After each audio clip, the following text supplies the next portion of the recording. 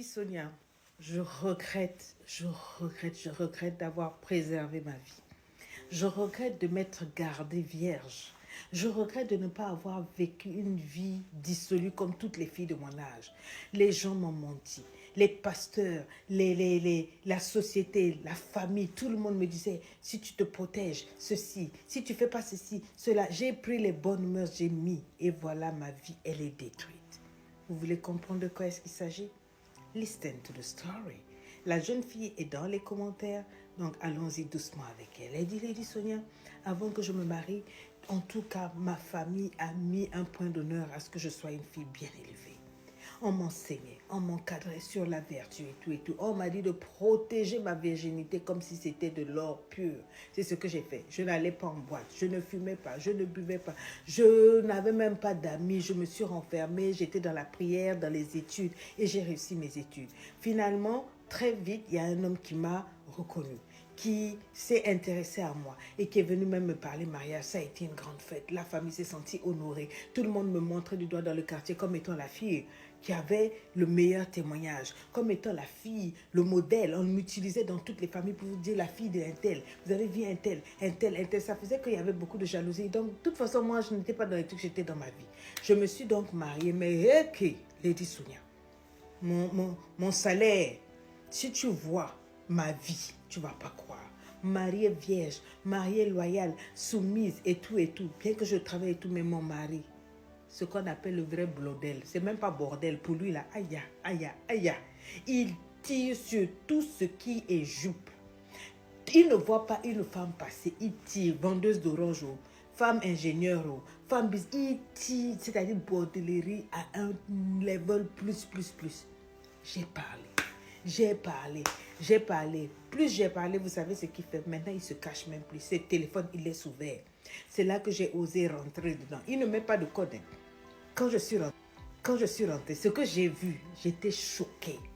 C'est-à-dire ce qu'on appelle la prostitution même. C'est ça que mon mari fait. Il sort avec les femmes, il fait n'importe quoi. Il laisse traîner dans le téléphone les preuves d'envoi, les transferts d'envoi, des montants qu'il ne peut jamais même me donner, moi qui suis la femme de la maison.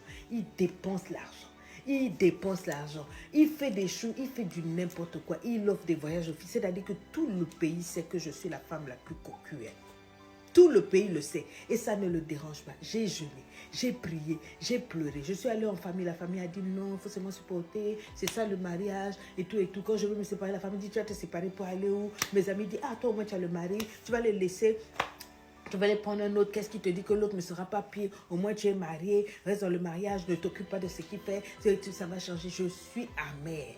Ce que vous ne savez pas, c'est qu'avant que je me marie, il y avait quand même un homme qui me suivait beaucoup, qui m'aimait beaucoup, qui avait demandé le mariage et tout, mais bon, il ne m'intéressait pas trop, il n'avait pas le fling là, le petit quelque chose là. Donc vraiment, dernièrement, on s'est rencontrés, il m'a vu, tout ça là, on a échangé les numéros, puis on a commencé à causer. De causerie en causerie, j'ai fini par me confier en lui faire comprendre que vraiment, voilà ce que je vis et tout. Le gars était malheureux pour moi, il a dit, tu vois, tu m'aurais épousé, on ne serait pas là. Pour moi, tu étais ma Vénus de Milo. Pour moi, tu étais la femme de mes rêves. Et tout. Mais tu sais, je t'aime toujours. Si tu veux bien, tu divorces, je t'épouse immédiatement. Je ne vais même pas perdre du temps à gauche, à droite. Tu n'as pas eu d'enfant avec le monsieur. Tu es là, tu ne fais que pleurer. Je suis prête à rembourser la dot du monsieur. Je t'épouse et je t'aime vraiment. Et il m'a l'air sincère. Donc là, je suis partagée parce que j'aime encore mon mari.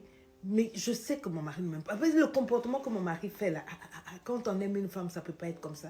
Je lui ai donné la virginité, j'ai donné tout à mon homme pour qu'il soit satisfait. Il n'est pas satisfait. Lui, sa satisfaction, c'est de mener sa double vie, sa triple, quadruple vie dehors. Donc j'ai vraiment besoin de votre aide, j'ai vraiment besoin que vous m'aidiez parce que c'est une dépression très forte qui m'opprime. Je regrette tous mes sacrifices de jeunesse, je regrette tout, je suis dégoûtée, dépitée contre mes parents, contre ma famille, contre tout le cadre que vous avez mis, qu'on a mis autour pour que justement, si c'est pour finir comme ça, tu sacrifies toute ta jeunesse et puis voilà, bim bam boum, qu'est-ce que vous pouvez me dire? Alors avant que je te laisse entre les mains des aînés, des seniors qui sont sur la page, je voudrais te dire que tu t'es pas gardé pour un homme, tu t'es gardé pour toi-même. Tu crois que la finalité de toutes ces personnes qui ont vécu la vie ça et que là, c'est quoi?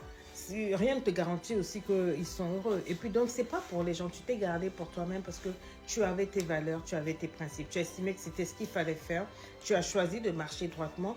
Et si ton homme n'est pas assez intelligent, n'est pas assez intègre pour comprendre qu'il a une perle dans sa vie que tu es, eh ben, c'est sa faute, c'est son problème, tant pis pour lui. Maintenant, pour la suite, entre rester avec cet homme-là ou partir avec l'autre, je te laisse entre les mains des uns et des autres. Les autres savent que moi, ça se passe dans le coaching. Ici, je ne coache pas. En tout cas, beaucoup de bisous. On t'aime très, très fort et on estime simplement que tu mérites le meilleur. Tu mérites la paix, tu mérites l'épanouissement et la liberté.